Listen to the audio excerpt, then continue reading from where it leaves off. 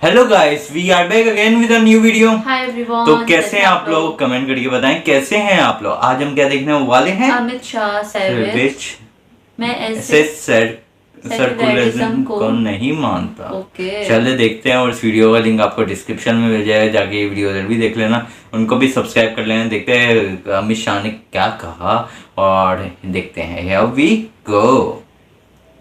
Amit Shah don savage. Okay, captain B, O channel B, captain B. ये Janata party का हर कार्यकर्ता सेना के सर्जिकल स्ट्राइक के लिए गर्व महसूस करता है। देश की जनता गर्व महसूस करती है और देश की जनता और भारतीय जनता पार्टी के कार्यकर्ता जो गर्व महसूस करते हैं, उसमें अगर आपको आपत्ति है तो मुझे तो लगता है कहीं मूल में ही खोट है। राहुल जी ने इतने बड़े बड़े मसलों पर बयान देने की जगह आलू की फैक्ट्री पर कंसंट्रेशन करना चाहिए। की टोकरे में सो रहे थे, काजल ने लात मारे रो रहे थे। Amit Shah live part 3। पहले के 8-10 महीनों में बहुत सी ऐसी ऑपोजिशन की चीजें हुई जिसमें टॉलरेंस की इशू हुई, लिंचिंग की इशू हुई, चर्च तोड़े गए और अवार्ड वापसी का एक दौर चला। एज यूनियन होम मिनिस्टर एक पैटर्न अवार्ड वापसी के लिए सबने घोषणा करी, बहुत कम लोगों ने वापस भेजा है। अवार्ड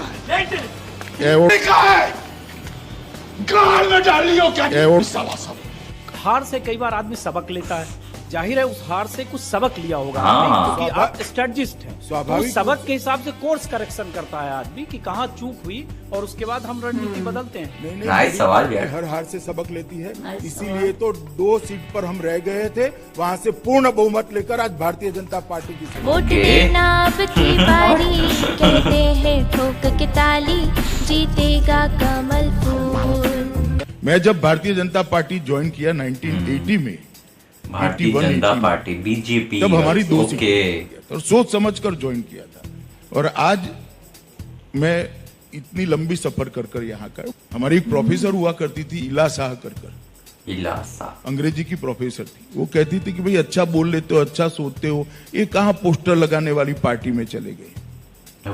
उस वक्त हमें कहती थी, पहले पोस्टर, और उस वक्त भी तय किया था कि जब तक जिंदा रहेंगे ये पोस्टर लगाने वाली पार्टी में ही रहेंगे। जो मैं बोलता हूँ वो मैं करता हूँ, इसी पार्टी को उठाएंगे।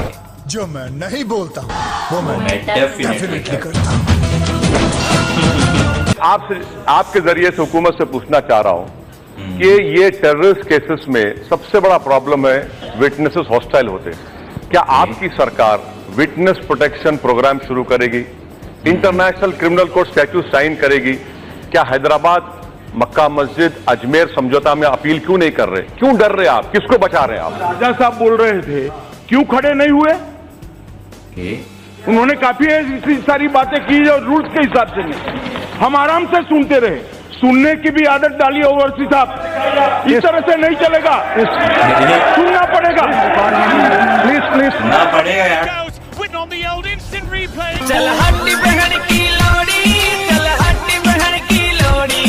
शर्जील इमाम की बात है, जिन्होंने कहा कि 5 लाख लोग अगर आ जाएं तो चिकन नेक में बंद करके आसाम को काट सकते हैं, और ये मुसलमानों को करना चाहिए। देखिए, किसी ने भी इस प्रकार के एक्सट्रीम स्टेटमेंट इधर और साइड से नहीं करने चाहिए। वो देश के लिए और देश के भविष्य के लिए ठीक नहीं होते। जहां तक शर्जील इमाम का सवाल है, उन्होंने असम बंद करने की बात करी थी, हमने उनको अभी बंद कर जेल में रखा है। जेल में रख दिया भाई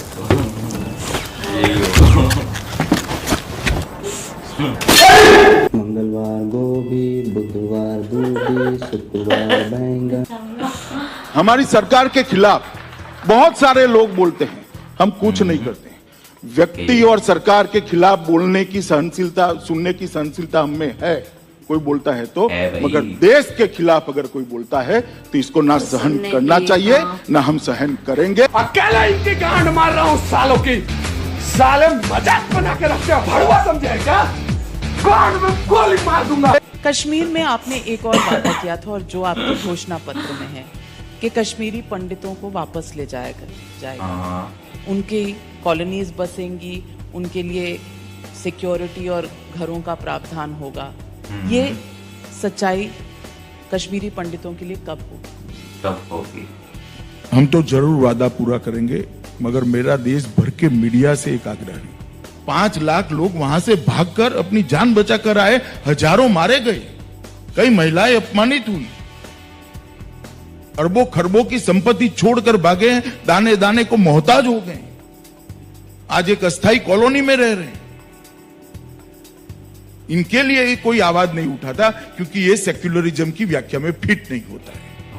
अगर यही सेक्युलरिज्म है तो मैं ऐसे सेक्युलरिज्म को नहीं मानता। ये मजदूर का हाथ है कातिया, लोहा पिघलाकर उसका आकार बदल देता है। मुझे किसी के टुकड़ों पर पड़ने की जरूरत नहीं। मोदी जो है वो उन्होंने शुरू से ही कहा कि या तो ना तो श्रमिक के मामले में, ना फिर अब कोविड से जो मुकाबला हो रहा है, इसमें मोदी सरकार जो है बिल्कुल ही नाकाम रही है।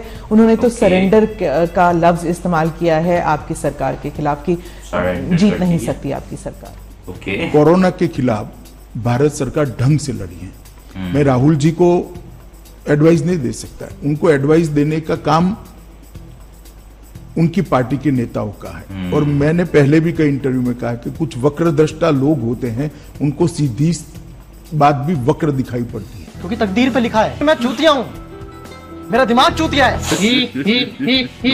विपक्ष को लग रहा है कि ये सारा जो पाकिस्तान के साथ इस वक्त टेंशन का माहौल है, ये इसलिए मोदी और शाह करवा रहे हैं कि वो नौकरियां, सड़क, रोटी, कपड़ा, मकान, इससे लोगों का ध्यान खींचना चाहते हैं। 3 स्टेट्स में हार हुई, लग रहा था कि हिंदी हार्टलैंड में लोग थोड़े नाराज हैं बीजेपी से, इसलिए अब नेशनल सिक्योरिटी पे फोकस है ताकि लोगों का ध्यान भटक जाए। विपक्ष के सवाल का कैसे जवाब दें? नहीं, आप मुझे एक बात बताइए कि विपक्ष का ये कहना है कि पुलवामा हमने कराया है, कह रहे हैं उसके बाद जो हुआ, तो उसके बाद जवाब नहीं देंगे क्या? आतंकवादी हमले का तिथि हम तय नहीं कर सकते, जब भी तिथि होगी उसका जवाब दिया जाएगा। ये हमारी सरकार की नीति है। तो आप साफ कह रहे हैं पाकिस्तान को कि अगर एक और हमला हुआ, पहले हमने जमीन से ठोका। कहना क्या है भैया, 2 बार कर दिया, कहना क्या है? कल तो काफी चीजें मुंह से नहीं कही जाती। भोसड़ी वालों, यहाँ से लौड़ा फेंक के मारूंगा ना, बहन के लौड़ा पूरा खानदान छूट जाएगा तुम्हारा। 3/4 हिस्सा जम्मू कश्मीर का हमारे पास नहीं है। किसके कारण नहीं है भाई? किसके कारण नहीं है? जब महाराजा हरि सिंह जी ने भारत के साथ संधि कर दी, वायुसेना के विमानों से भारत की फौज वहां गई, पाकिस्तान के भेजी हुई कबीलाई के रूप में आई हुई सेना को खदेड़ना शुरू किया। खदेड़ते खदेड़ते काफी हद तक कश्मीर से लेकर आज की LOC तक पहुंचे। किसने सीज फायर कर दिया? किसने सीज फायर किया? माननीय अध्यक्ष जी, हमने नहीं किया। जवाहरलाल नेहरू उस वक्त के प्रधानमंत्री जी ने सीज फायर कर वो हिस्सा आज पाकिस्तान। हमें इतिहास सिखाते हैं, हमें कहते हैं, आरोप लगाते हैं, प्रेस कॉन्फ्रेंस करते हैं, इसको भरोसे में नहीं लेते, उसको भरोसे में नहीं लेते, इसको भरोसे में फलाने को नहीं, ढिकने को नहीं लेते। जवाहरलाल नेहरू जी ने देश के गृह मंत्री और उप प्रधानमंत्री को भी भरोसे में लिए बगैर कर। अगर भरोसे में लेते तो आज पाक ऑक्यूपाई कश्मीर भारत का हाथ में होता, हमारा कब्जा।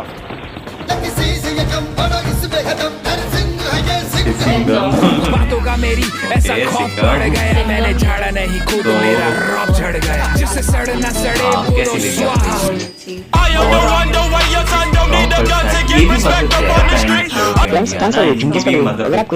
है काबिलियत है कि प्राइम मिनिस्टर ऑफ इंडिया बन सकते हैं।